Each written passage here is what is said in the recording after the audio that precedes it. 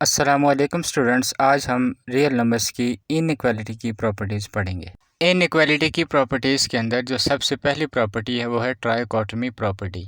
इस प्रॉपर्टी के मुताबिक अगर ए और बी कोई भी रियल नंबर्स हों तो हमारे पास जो ए की वैल्यू है वो बी से लेस भी आ सकती है, बी के इक्वल भी आ सकती है और इसी तरह वो बी से बड़ी भी आ सकती है। सेकंड नंबर पे जो प्रॉपर्टी है वो है ट्रांजिटिव प्रॉपर्टी। इस प्रॉपर्टी के दो हिस्से हैं।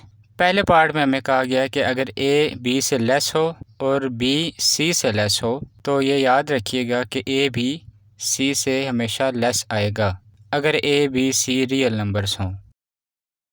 इसका पार्ट बी है कि अगर ए बी से ग्रेटर हो और बी सी से ग्रेटर हो तो हमेशा ए जो है वो सी से ग्रेटर ही आएगा। शर्त यह है कि A B C real numbers होने चाहिए। तीसरे नंबर पे है एडिटिव प्रॉपर्टी।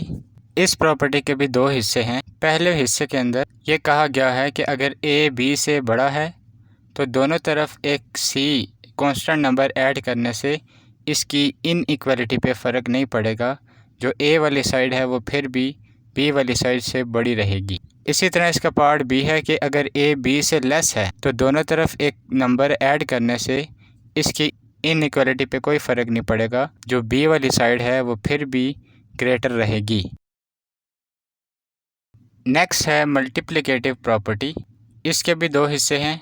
तो पार्ट ए के अंदर हमें कहा गया है कि अगर ए बी सी तीन रियल नंबर्स हों और सी 0 से ग्रेटर हो तो इसकी हमारे पास दो कंडीशंस हैं। पहली कंडीशन है कि ए ग्रेटर देन बी होगा तो दोनों तरफ एक कांस्टेंट नंबर सी मल्टीप्लाई करने से इसकी इनइक्वालिटी पे कोई फ़र्क नहीं पड़ेगा। इसके पार्ट 2 के अंदर हमें कहा गया है कि अगर ए बी से लेस हो तो दोनों तरफ एक कांस्टेंट नंबर सी मल्टीप्लाई करने से इसकी इनइक्वालिटी पे फ़र्क नहीं पड़ेगा अगर सी ग्रेटर देन 0 होगा। इस प्रॉपर्टी के पार्ट बी के अंदर हमें कहा गया है ए बी सी तीन रियल नंबर्स हों और सी लेस देन 0 हो। तो पहले पार्ट के अंदर हमें कहा गया है कि ए ग्रेटर देन बी होगा तो दोनों तरफ एक कांस्टेंट नंबर सी मल्टीप्लाई करने से जो कि लेस देन 0 होगा इसकी इनइक्वालिटी चेंज हो जाएगी। जो नंबर ग्रेटर था वो लेस हो जाएगा। इसी तरह पार्ट 2 के अंदर कहा गया है कि अगर ए और बी दो नंबर्स हों और ए ग्रेटर हो तो दोनों तरफ एक कांस्टेंट नंबर मल्टीप्लाई करने से जो कि 0 से कम है, माइनस में है, इसकी इनइक्वालिटी चेंज हो जाएगी। एक एग्जांपल के ज़रिए हम इस इम्पोर्टेंट प्रॉपर्टी को समझ लेते हैं। हम लेट करेंगे कि ए हमारे पास 2, बी हमारे पास 1 और सी हमारे पास एक नेगेटिव नंबर है जो कि -1 है। तो इस प्रॉपर्टी की रोशनी में अगर ए ग्रेटर देन बी हो तो यहाँ पे हम ए की जगह 2 लिखेंगे, बी की जगह 1 लिखेंगे और इन दोनों के साथ एक कांस्टेंट नंबर सी अगर हम मल्टीप्लाई करें, सी चूँकि एक नेगेटिव नंबर है, -1 है, तो हमारे पास जो वैल्यूज़ आएंगी वो आएंगी -2 और -1।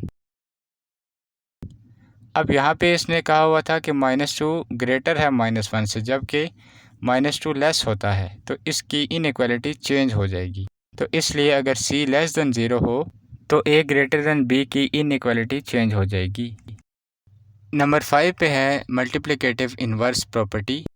ये प्रॉपर्टी हमें कहती है कि अगर ए बी सी तीनों रियल नंबर्स हों और ए और बी दोनों 0 ना हों तो हमारे पास दो कंडीशंस बनेगी। पहली कंडीशन ये है कि अगर ए बी से लेस हो तो इन दोनों का रेसिप्रोकल अगर लिया जाए तो ए का रेसिप्रोकल बी के रेसिप्रोकल से बड़ा आएगा। इसकी हम एग्जांपल देख लेते हैं। हम लेट करते हैं ए को 2 के इक्वल और बी को 3 के इक्वल। क्योंकि ए बी से लेस है तो 2 3 से लेस आएगा।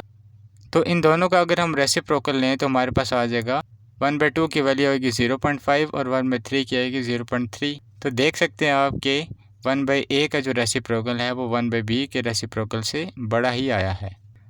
इस प्रॉपर्टी का पार्ट 2 है कि अगर a b से ग्रेटर हो और फिर a और b का रेसिप्रोकल लिया जाए तो जो ग्रेटर है वो लेस हो जाएगा। इसकी भी हम एग्जांपल करेंगे। हम लेट करेंगे कि a हमारे पास 3 है और b हमारे पास 2 है। तो जब हम इन दोनों का रेसिप्रोकल लेंगे तो a का रेसिप्रोकल 0.33 आ जाएगा और b का रेसिप्रोकल 0.5 आ जाएगा। तो आप देख सकते हैं कि a और b का रेसिप्रोकल लेने के बाद इसकी जो इनइक्वालिटी है वो चेंज हो गई है कि कोई भी नंबर जो बड़ा हो तो वो रेसिप्रोकल लेने के बाद छोटा हो जाता है। तो स्टूडेंट्स, ये था हमारा आज का लेक्चर। मिलते हैं नेक्स्ट वीडियो के अंदर। अल्लाह हाफिज़।